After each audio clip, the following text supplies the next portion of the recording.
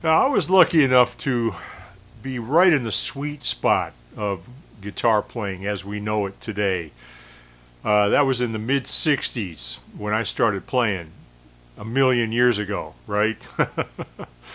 But guitar in the 50s was just starting to take off. Elvis, yeah, that's very cool. But it was when the British bands came over, and suddenly it was just, yeah, I mean, come on, you got to do that. So my folks bought me a guitar for my 15th birthday. That's late, but hey, you start when you start. Before that, I had bought some albums that were very inspirational. Among them, Ventures, surf music, and that twangy sound. And man, those guys were so cool. And I remember getting Marty Robbins' Gunfighter Ballads and Trail Songs. And he had that hit record El Paso.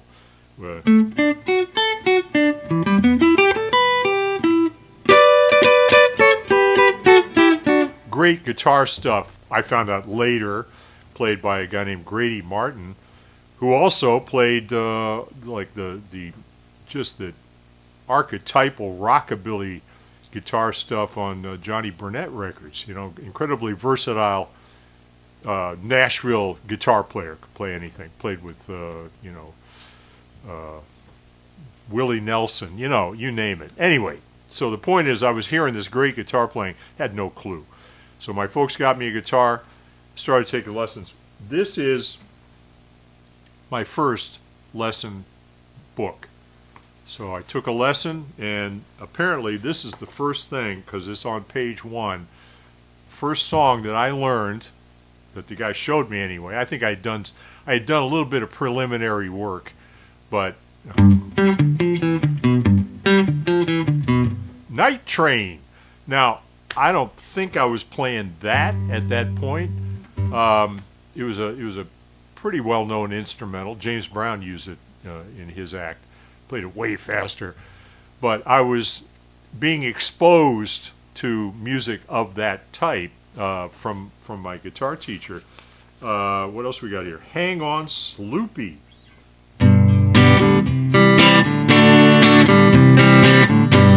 Yeah, that was a bit more my speed. Now I've got other stuff in here where I use the staves that I hadn't used for the lessons. I was writing my own stuff in here. Here's I Fought the Law by the Bobby Fuller Four. Homeward Bound, Simon and Garfunkel. That's got a B flat in it, so that's advanced. Oops. Right? So anyway, I was taking lessons, learning songs. Not really learning anything about how to solo or anything. That was a little bit more advanced. But I figured out on my own from listening to surf records, they would play that stuff, and I sort of figured out the shape, the box. And I didn't know what it was called, so I called it the improvisation scale, because everybody seemed to play that all the time. It's the only scale that I knew, and as far as I knew, it was the only scale you needed to know. So anyway, I was playing in bands. All the bands of the era, and it was guitar heavy. And then around 67 is when the floodgates opened. Hendrix, Cream, a little later Zeppelin, Jeff Beck. That was unbelievable. Plus all the West Coast bands, The Doors, Iron Butterfly, Jefferson Airplane, guitar. And I was inspired. I saw Hendrix. That's one of the advantages of being old, is I got to see that guy play live 3 times. I got to see Zeppelin on their first American tour. These were like, these are the moments that stick in your head. We've all had them. You've got them. Whoever's watching this, you've had that moment where you heard something, saw something, and it just was like, wow, that is, permanently imprinted. So I had those moments, and so I was inspired to learn those guys, and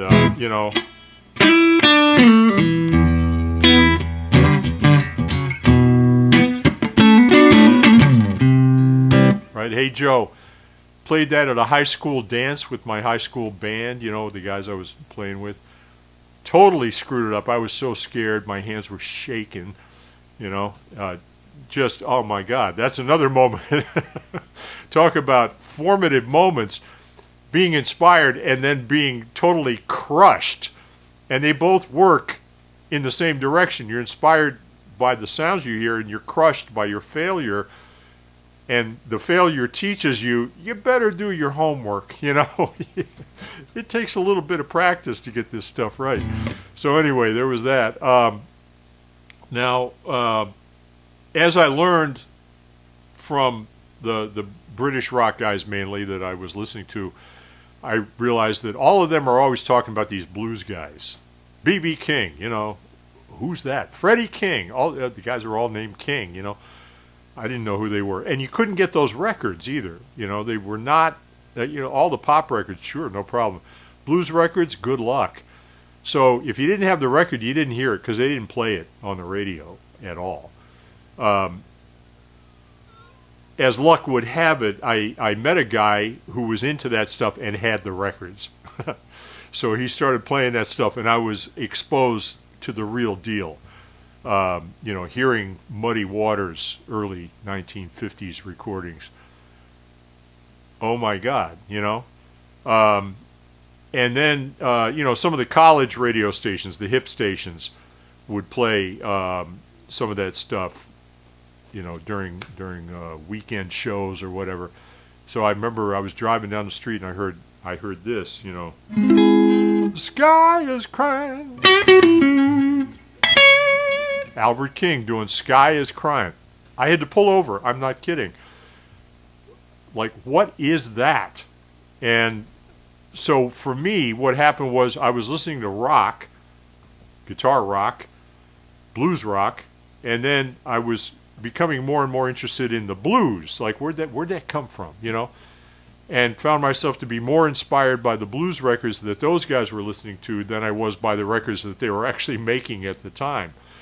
So what that did was sort of send me down a path musically where I wanted to do that stuff, but then I realized I didn't really know anything about music, you know. College at that time, if you went to music college, you had to study classical music. No choice whatsoever. Didn't want to do that. So I went to college, didn't study music at all.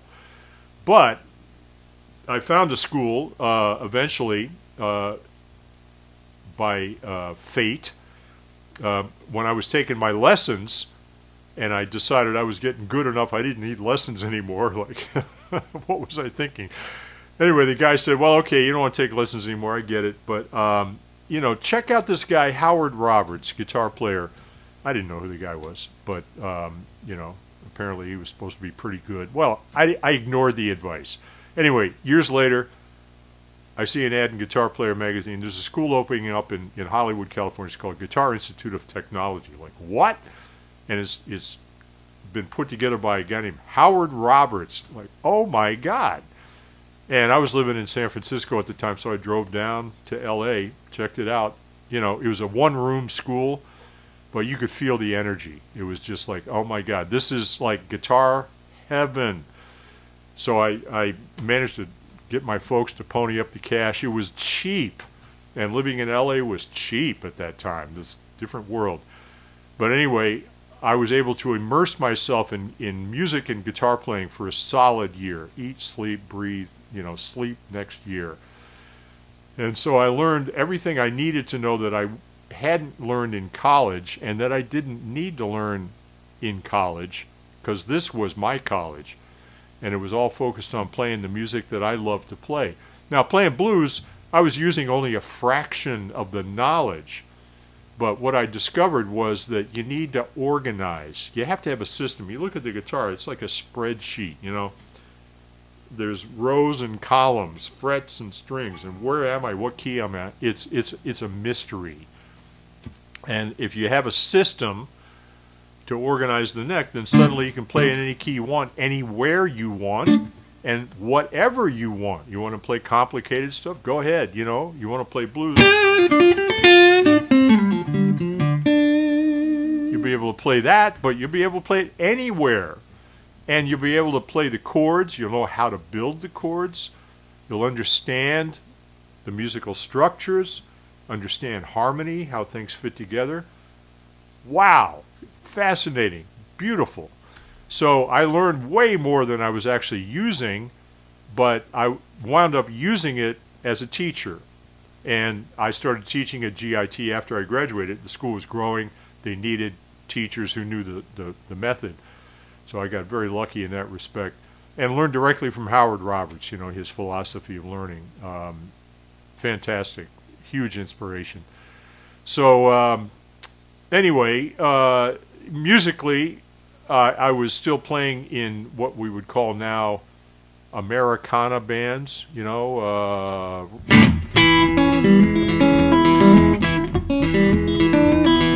You know, that kind of stuff, playing rock and roll, also playing what they called at the time new wave, you know, sort of punk adjacent music.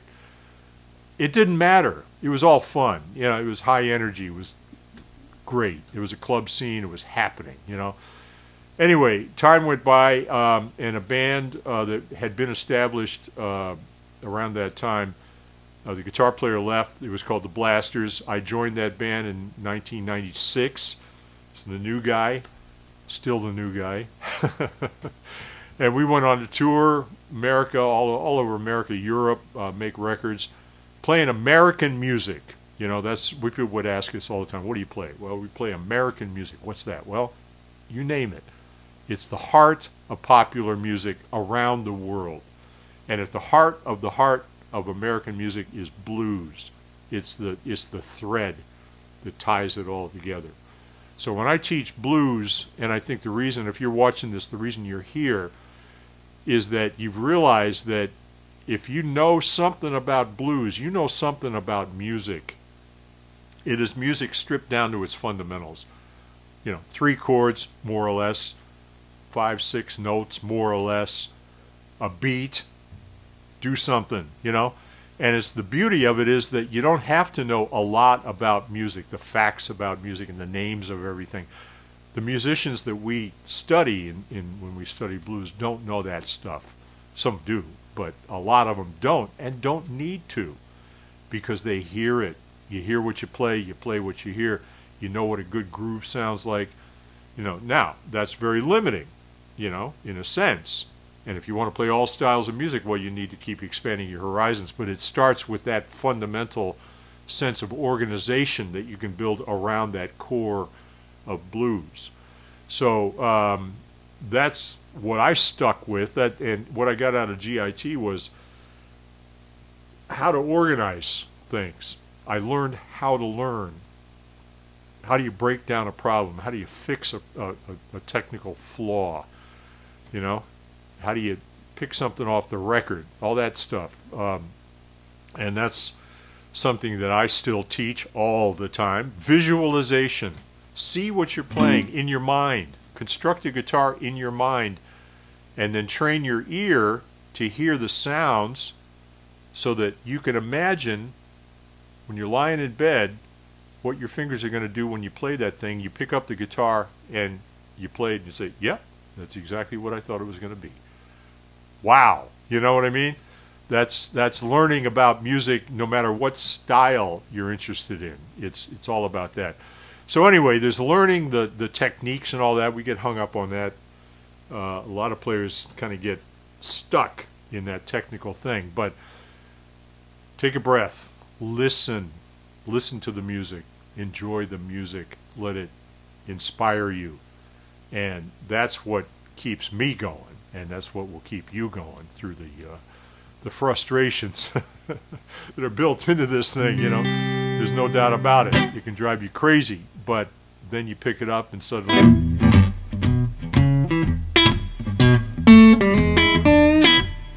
you know, it's like, yeah, that's cool. Having a good time. It's not about having a career. It's not about making money. It's just about enjoying the music, enjoying the instrument. So, yeah, that's really my message to anybody that's watching, is that my background's the same as yours. Started out, picked up a guitar, didn't know a single thing. Pieced it together from here and there. Now, we didn't have the internet. Now you got the internet. Is that going to help you? Well, yeah, maybe. It can also confuse the hell out of you. So what I offer and what I encourage people to partake of is a method, you know, like I had. I had a teacher, showed me stuff, said, well, you're not ready for that. Study this. Okay, you know, and that's how I built that certain foundation and then was able to progress from there. So that's my story. And to this day, I'm not kidding. I pick up the guitar, and for all of its flaws and